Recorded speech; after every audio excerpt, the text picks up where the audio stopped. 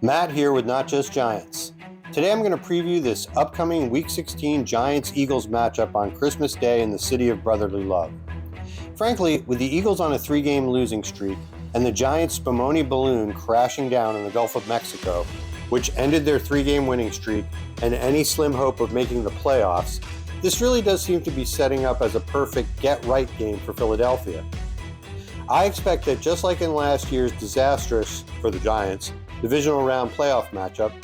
Philly will attempt to run the ball down New York's throat and make the Giants prove they can stop it, especially if Dexter Lawrence, currently not practicing with a lingering hamstring injury, is unable to suit up. So without much need for a lot of forward passing, the Eagles should be able to keep their defense fresh by controlling the clock with an effective ground game.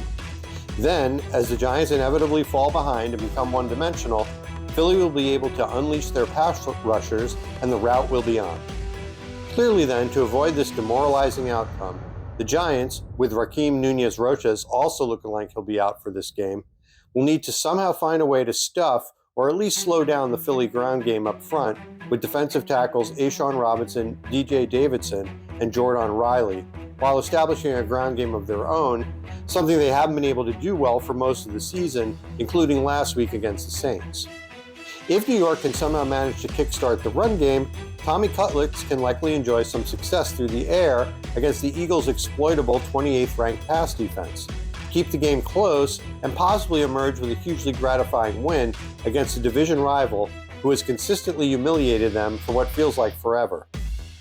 Of course, the greatest possible game script for the Giants would be to jump out to an early lead via quick deep strikes to Hyatt, Slayton, and Robinson, which would force the Eagles to beat the Giants through the air.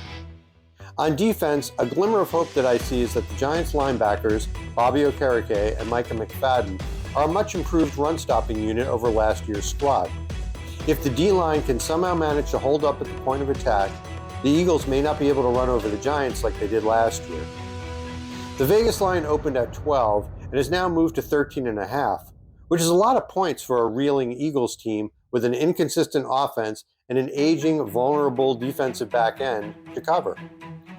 The Giants come into this game highly motivated to prove that despite the talent gap, they're sick and tired of being blown out by their division rivals, which is why I predict they cover the spread, but not by much, as the Eagles ultimately pull away and defeat the Giants 27-17.